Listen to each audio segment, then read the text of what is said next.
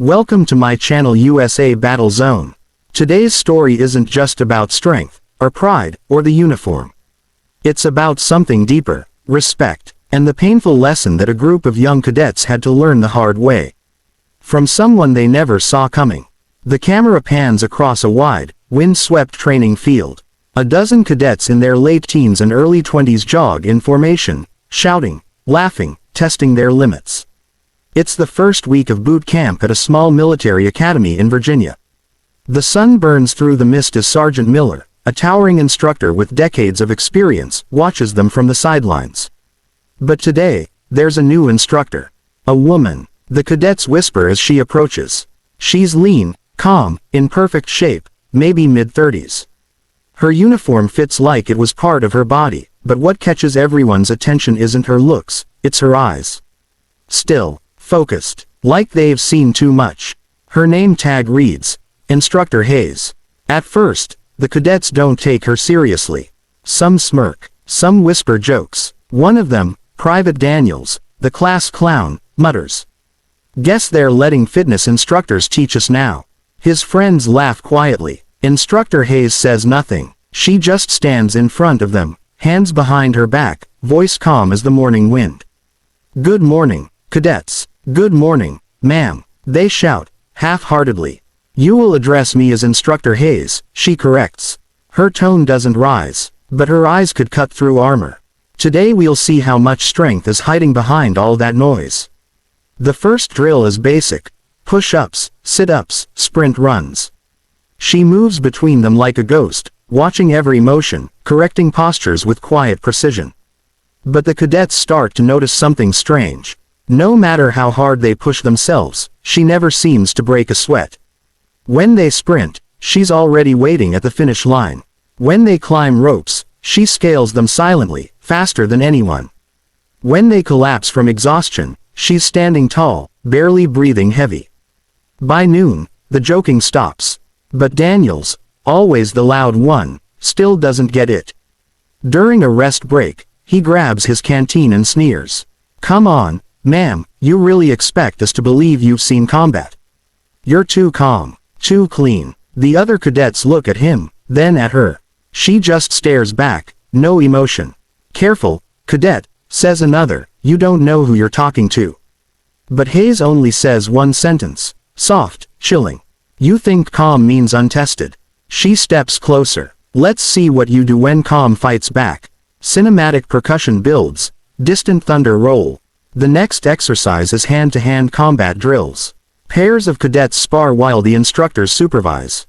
When it's Daniel's turn, he grins and volunteers to go first.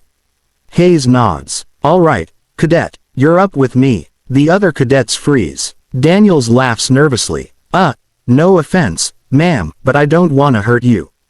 Her lips twitch, almost a smile. "You won't." The match begins. At first, he circles, trying to look tough. He feints a few light punches, she doesn't move. Then he tries a real one. And in less than a second, she's gone from standing still to behind him. He's flat on his back before anyone even realizes what happened.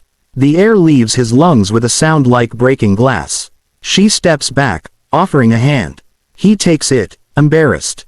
"Again," she says. This time, he tries harder, faster. A kick, a grab, another swing. She flows around him like water, her movements almost too fast to follow.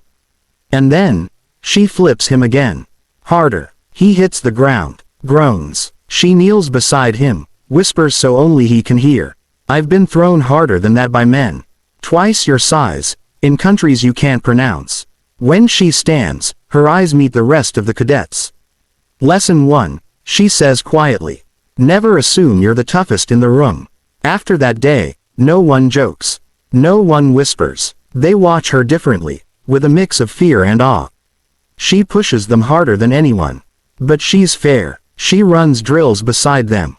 She carries the same pack, eats the same food, sleeps in the same cold. When someone fails, she doesn't yell, she teaches. When someone succeeds, she just nods, like saying good. But not enough yet. There's something about her silence that commands more respect than any scream could. Still, rumors start spreading. Some say she used to be Special Forces. Others whisper she was Navy. Maybe a sniper. No one knows the truth. Until one stormy night, two cadets find out. The rain comes down in sheets that night. A lightning storm has knocked out half the power at the camp. Cadet Ramirez and Cadet Jones are on night watch near the training shed.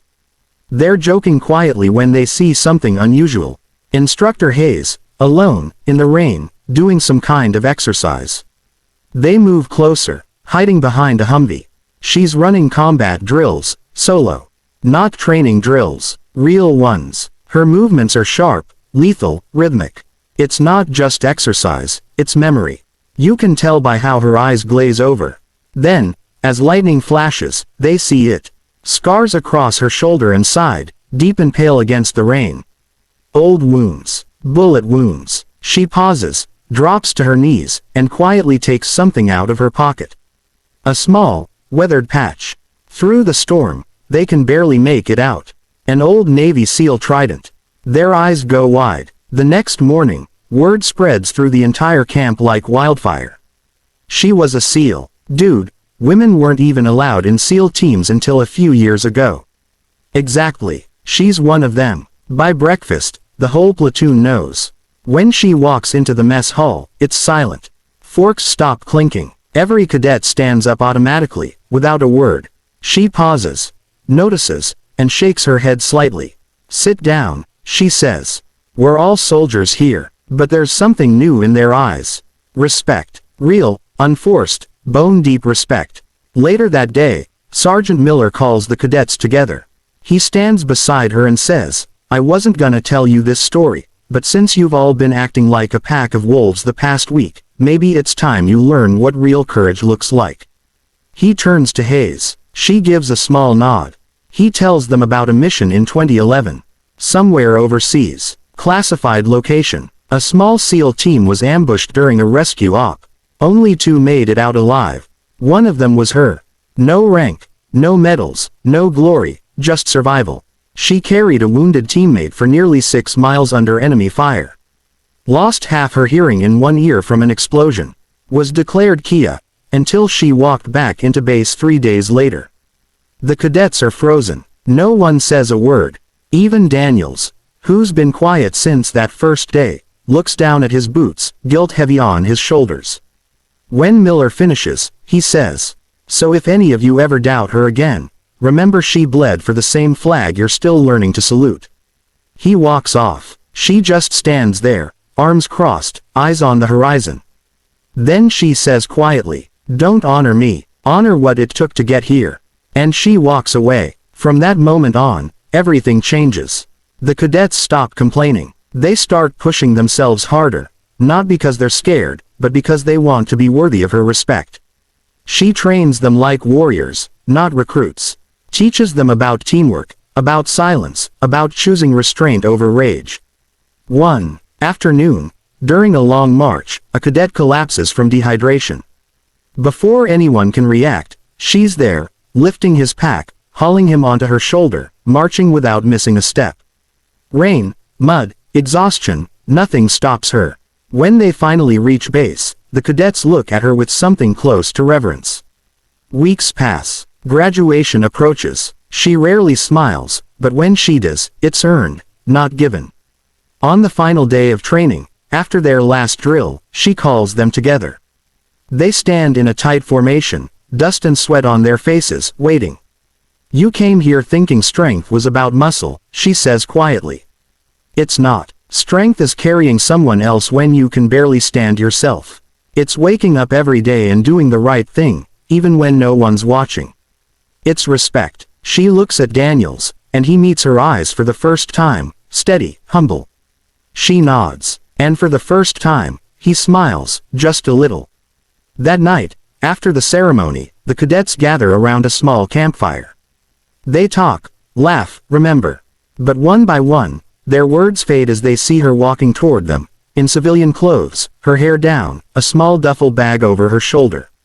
She's leaving. Where you going, ma'am? Asks Ramirez. Another assignment, she says softly. There's always another. They all stand up. Daniels steps forward, awkwardly. Ma'am, I mean, Instructor Hayes, I just wanted to say I'm sorry. 4. You know. She studies him for a moment. Then extends her hand. You learned, she says simply. That's all that matters. They shake. Then she turns, walking into the night, her silhouette framed by the dim firelight and the sound of crickets. A quiet hero, fading back into the world that never saw her coming. The narrator's voice returns, softer now. Sometimes heroes don't wear medals. Sometimes they don't tell their stories. They just keep walking, leaving behind lessons that last a lifetime. Those cadets never forgot her. Years later, when they became soldiers, officers, and leaders, they'd still remember the calm voice that told them strength wasn't about dominance. It was about discipline, about respect, about carrying others, even when your own heart is breaking. So the next time you look at someone and think they're too small, too quiet, too calm to matter, remember Instructor Hayes, the woman the cadets pushed down, until they found out she was the one who'd already fought through hell and came back stronger than all of them combined. Soft fade out, flag waving in slow motion, sunrise behind the horizon. This is USA Battle Zone. If this story moved you, hit that like button, drop a comment with your thoughts, and don't forget to subscribe for more true stories of courage, sacrifice, and redemption. Because out there, real heroes don't always make headlines, but their stories deserve to be told.